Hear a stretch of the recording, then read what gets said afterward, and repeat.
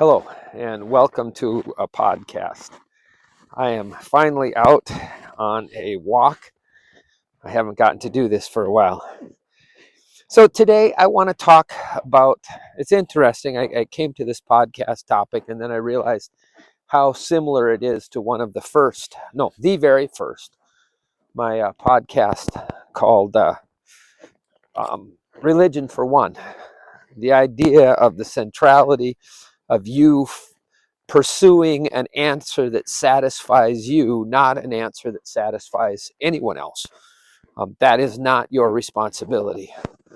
Um, we could talk about a different time if someone asks for your help, but again, the Bible makes that pretty clear that you don't give an answer for anything else. You're not responsible for helping people with anything else other than the reason that you have hope. And so the idea that you have some responsibility to the world in general, to provide them truth, is, I think, an insult to a God who promises to meet everybody. Um, I, I do minister, if that's the proper word. I do share information. I do share what I believe to be true. But I share it from a premise that seems to put me at odds with an awful lot of others who share.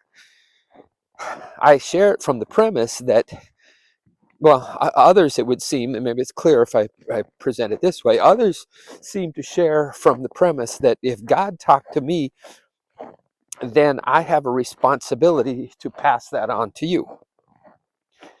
And that seems to me to be broken. I think the premise that I choose to operate on is a premise that says the fact that God talked to me, and I believe he does. I believe I have understood things that are deeply true. I believe that God has revealed things to me personally. And I think even some of the things that I think have been deeply meaningful to me have been deeply meaningful to others. So I would tend to say I believe very much that God might be speaking to me. But the fact that God is speaking to me never gives me the charge to tell it to others. It ought to give me the confidence to say, if God could communicate to me, then he can talk to you. And that covers pretty much everything except the exception, where it says, be ready always to give a reason for the hope to those who ask. And so that's the exception. The exception is if somebody says, hey, you appear to have hope, then I have an invitation to say, oh, let me tell you why I have hope and what is the basis of that hope. So that's the way I'm approaching the world. So I want to tell you, I wanted to do what would I call it? I want to describe something. And that description is, I don't know what to call it. It's just an illustration. So imagine that you are doing a very complicated puzzle. My wife loved puzzles, and mostly she loved them even when they're super complicated. Some picture that doesn't differ very much, or a bunch of things that are all the same. So imagine that that's one of those puzzles. I know which one. We once did one that was called hay in a needle stack, the opposite of a needle in a haystack. So it was a picture of a whole bunch of needles and one piece of dried grass across it. I actually think it was straw, so it may have been a needle in a straw in a needle stack, but whatever it was. You don't care. I'll look at. I'm sorry. Sometimes I get more detail than is necessary. So anyway, imagine that you're doing that puzzle. Pretty frustrating bunch of needles, just a whole square of needles, and you are placing the picture's down. You're maybe a little tired of working on it, a little frustrated. You just want to make some headway. And you take one of the pieces and you try it. And this occasionally happens. It fits, sort of.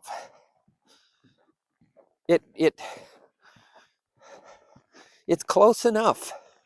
It looks like it fits. Although it doesn't quite look like it fits. You have to sort of imagine. And because you want it to be true, you go ahead and stick that puzzle piece in there.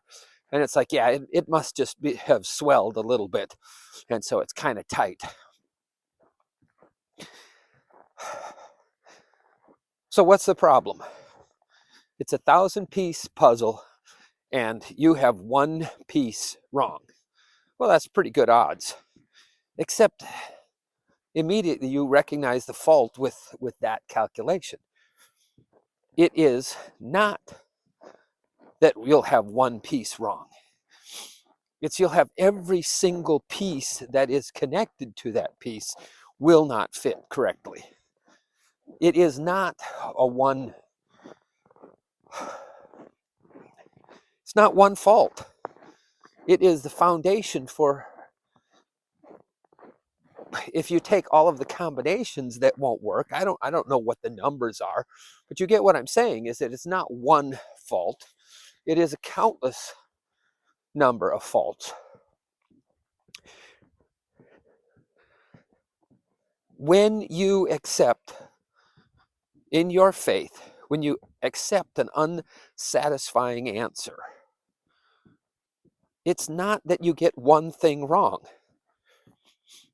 I mean, I'm wrong. I'm sure I'm wrong a lot. It seems like on the undertaking to try to comprehend God, you better have the humility to say, I'm probably going to be wrong a lot.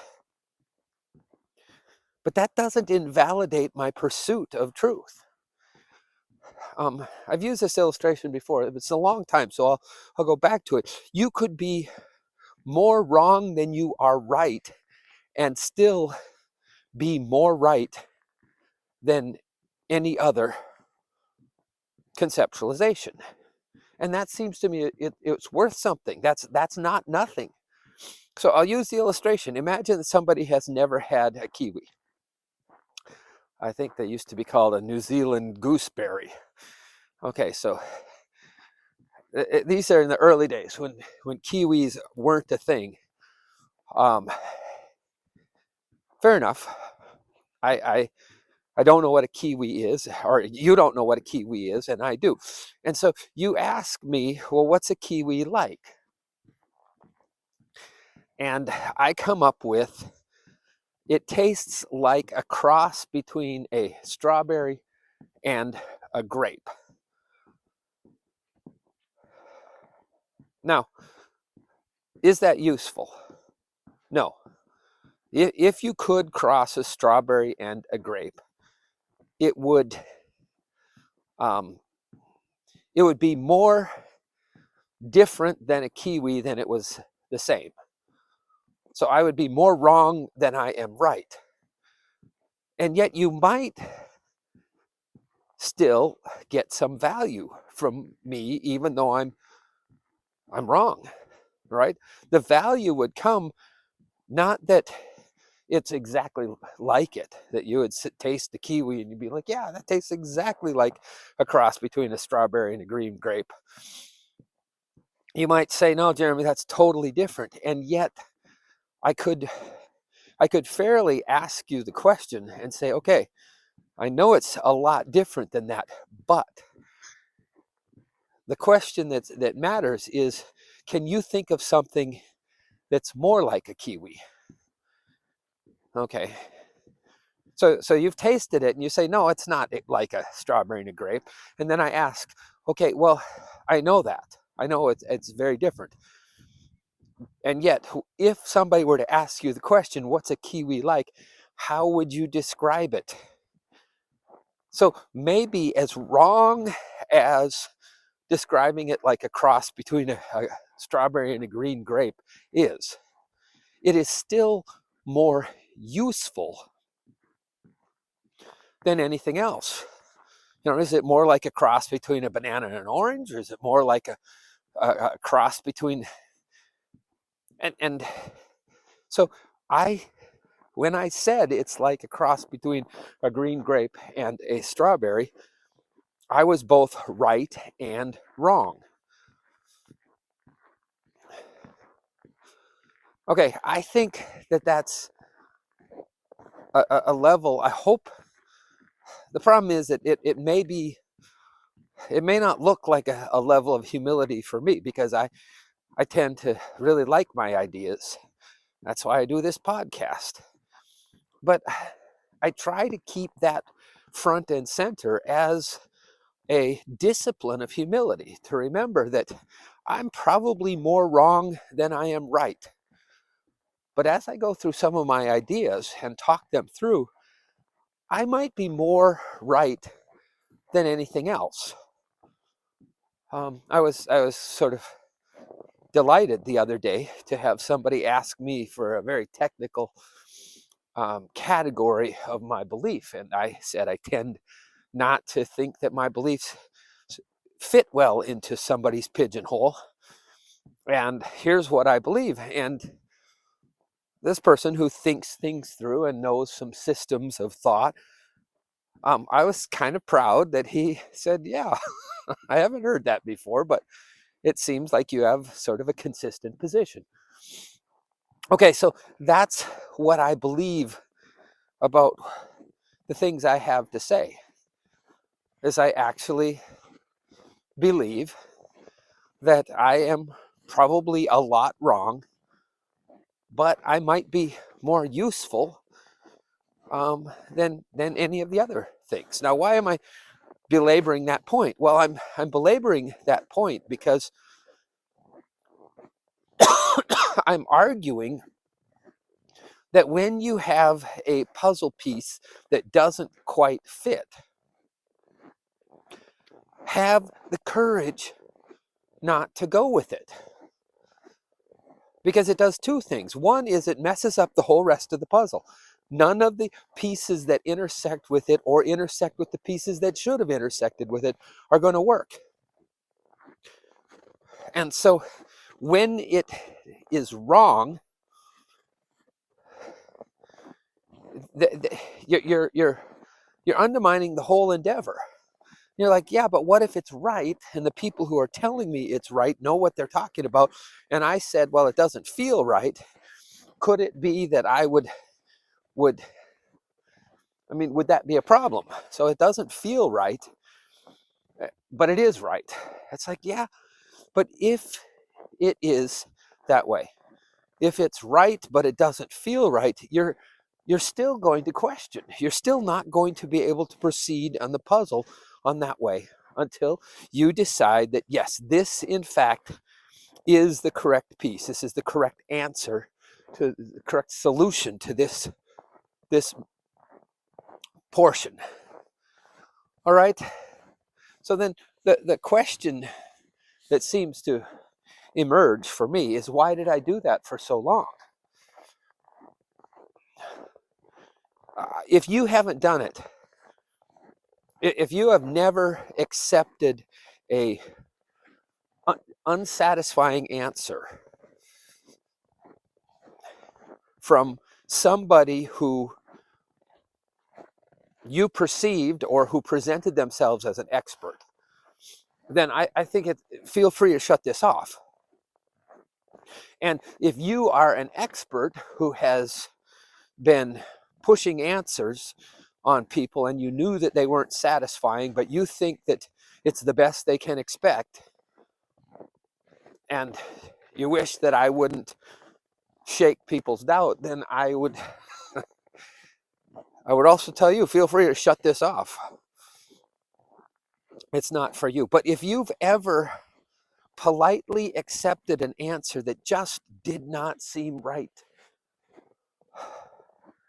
then continue listening for a little bit longer, because I'm not going to to give you the right puzzle piece, but I'm going to tell you that don't think that you're the only one who has a question. So I want you to imagine with me a totally different situation. You're sitting in high school and you are taking a class which is only marginally interesting to you. You don't like the class.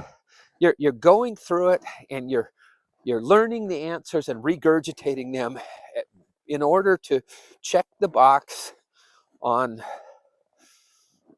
world history. Although maybe you love world history, so maybe for you it's grammar, or maybe for you it's biology. I don't know, but you're going through because you're agreeable. You're dutifully checking the box that says you have accomplished this. You've learned what you needed to do to make the proper progress. Oh, good for you. I'm happy, delighted.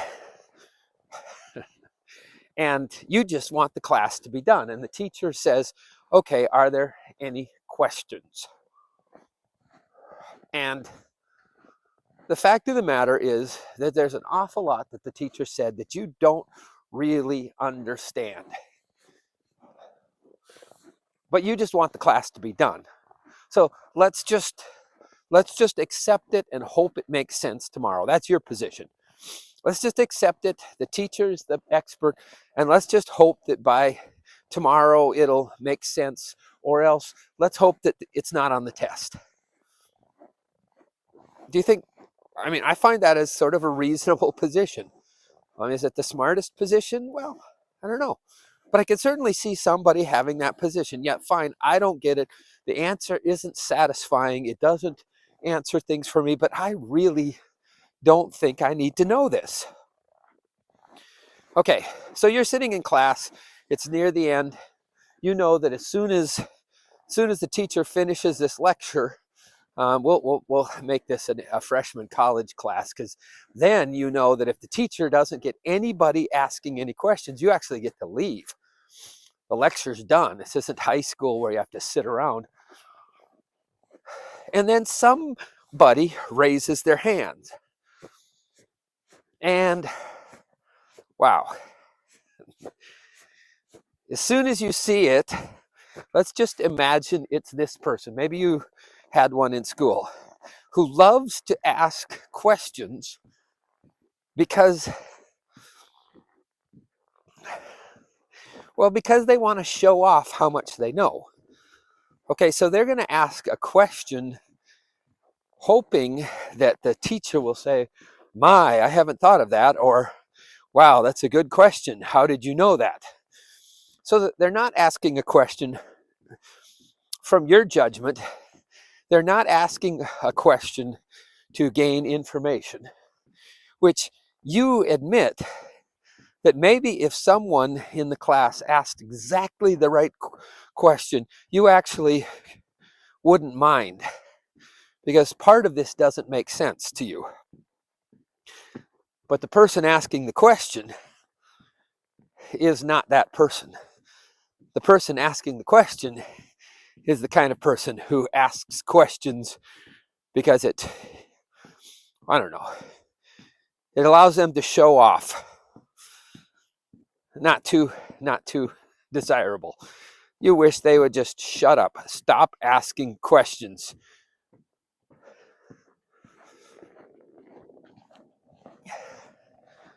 Hey.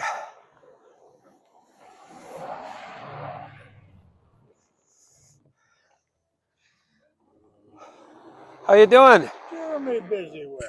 Oh, I'm making one of my podcasts. Well, I had a talk with a neighbor, and I'll cut that out. But the problem is I forgot exactly where I was. Oh, yes, we're talking about the kids in the class. And there's this annoying person who's asking not because they want more information. They're asking because they want to show off a little bit. And you decide, nope, I'm never going to ask a question. I will just quietly accept what the teacher says, even if it doesn't make sense.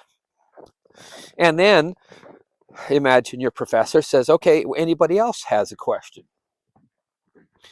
And the next person raises their hand and they ask, and we'll just pretend that they're the person on the opposite end of the spectrum who doesn't even bother to pay attention and is asking some obvious question that had they been even halfway paying attention, they would know the answer to. And you decide then and there that you are never going to ask a question. Why? Because you have some social intelligence. You know how people take things, and you want these people to not dislike you. And so you determine then and there that you're not going to be the person who asks the question. You are going to, because you are agreeable and socially adept, you are going to make sure that you just accept the answer that the teacher says. Just accept it. It may not fit. You're going to take the piece of the puzzle and you're going to stick it in there. And if it doesn't seem quite right, well, you'll deal with that later. How much, if that seems relevant to you, if my little description of being around people asking questions resonates at all, how much do you suppose that effect is magnified by the way people talk about religious topics? Because it seems to me, now, I have not been to a lot of other religions. I haven't been around corporate meetings of other religions. But for at least Christianity, I can say almost every gathering that has been set up to mimic a classroom. Now, I will admit that some people in evangelical churches appear an awful lot like a professor. I will submit that in more liturgical churches, it looks more like an actor than like a professor. Okay, because they're dressed up in the priest is dressed in garments, and they have purposes, and an awful lot of what he is required to do is tied up in motions and actions, and so it doesn't seem as much like a professor teaching a class. But it still is that the format mimics a guy up front and a bunch of people politely accepting what he says. And they don't even finish the homily or the sermon by asking if there are any questions. It would take a lot of changes in church before I could imagine anybody actually doing that. Pastor finishing his sermon and saying, "Do any of you have any questions?" And I cannot imagine the kind of person who would ask them, unless it happened to be the person who like wanted to make their own pet little point. So it seems to me that whether this is intentional or not, and I can make an argument both ways. I could say this is just a regrettable byproduct of sharing truth, or I think it's possible that I could make a pretty strong argument, and unfortunately, I would tend to make that argument these days. I could make the argument that that's exactly what they want. They want you to let them tell you which puzzle piece goes next and jam it in there based on their authority rather than based on the satisfaction that comes from getting the right piece. But we're not going to talk about motive. But we will talk about the reality. It seems that we have created a religious system where one of the last things that would happen is somebody say, that really isn't a satisfying answer. I think that's not the right puzzle piece. So maybe that puzzle piece needs to have some of the pieces, the edges scraped off, and so it fits better. Or maybe it's the wrong puzzle piece. But it would seem to me, we have optimized religious gatherings to make people say nothing about the piece that doesn't quite fit. And the problem is, back to my original talk, when the piece doesn't quite fit in your 1,000-piece puzzle, you don't have 1/1000th of a mistake. You have a mistake from there on. Nothing else will fit. So let's go to the positive. If you see the problem that I'm describing, if you see, yeah, that is really true. If I say that I can't buy that, I can't get there, it doesn't make sense, that's not a satisfying answer, it doesn't sit well with me, and yet you politely sit there and don't mention it, the impact is enormous. So what is the answer? Well, I think there are two very specific answers. The one I've already talked about is that passing on answers, I think, should only happen when you have somebody who has asked you. You don't share the reason for the hope that you have to somebody who hasn't asked you for that reason. Why? Well, because it seems to me that truth is either effective or an inoculant. So maybe the thing that you have to say is deeply, deeply true, but the person isn't asking the question. And if they're not asking the question, then you telling it to them is not going to be an answer. And it's like, well, they'll have it around and they'll have the answer for later when the question does come up.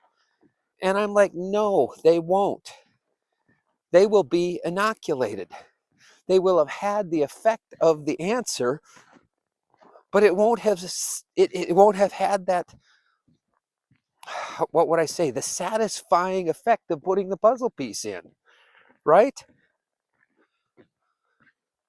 That's not a thing for them because you gave them the answer too soon. I'll use an illustration that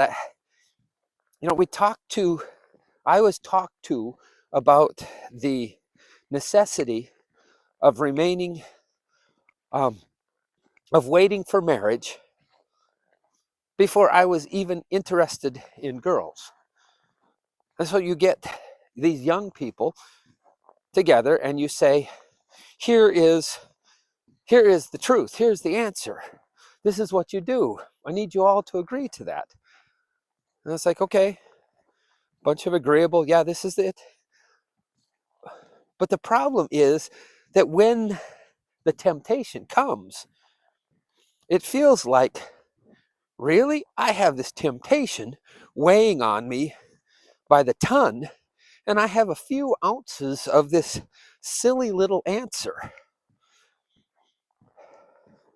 It does not seem at all like the two are even coordinated. I think that's what happens if you don't have the truth.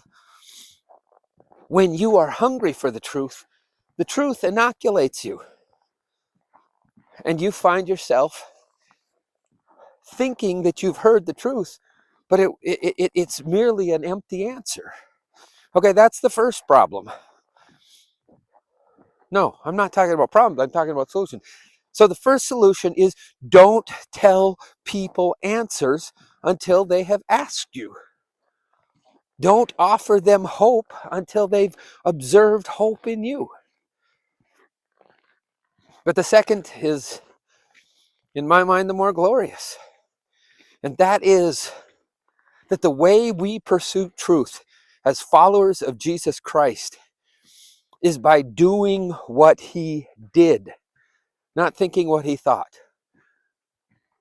I share my answers with you on this podcast. I walk around and talk about things because I think they're useful, but they're only useful to people who are going to put them into practice.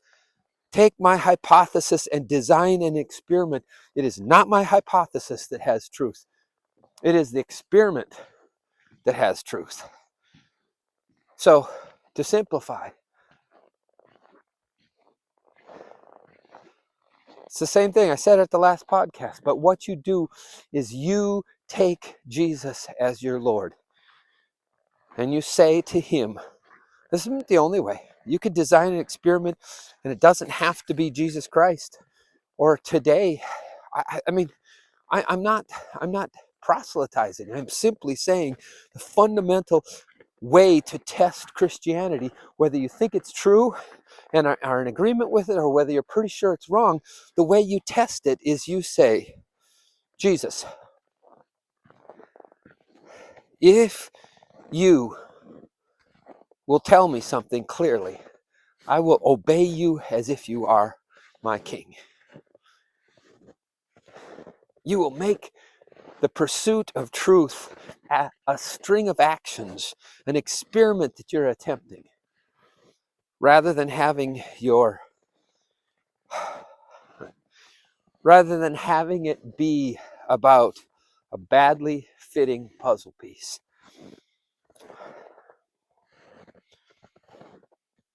So, that's my words for you today. Happy trails to you. It's up to, I think, about 3 degrees here. And so I hope you've enjoyed this walk. I will talk to you again soon.